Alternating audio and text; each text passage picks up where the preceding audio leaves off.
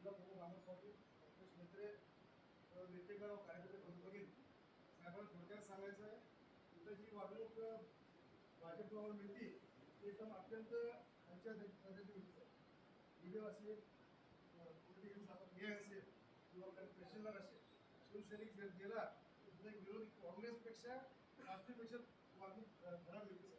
नेत्रे साहेबांच्या नेतृत्वाखाली आम्ही सर्वजण प्रवेश केला आहे. परवाच्या स्थानिक स्वतंत्र निवडणुकीत आम्ही 46% मतदान घेतलं असेल आणि तुम्हाला मी 2019ला 100% आमच्या शिवसेना आमदार असेल. 3-3.5 वर्ष आपल्या माध्यमातून आमच्या नेते साहेबांना आम्हाला सर्वांना आपण ताकद द्यावं. आमचे जे कामं असतील कामं व्हायला पाहिजे आणि तुमचे वागणूक आम्ही मिळत आहे साहेब थोडं थांबलं पाहिजे.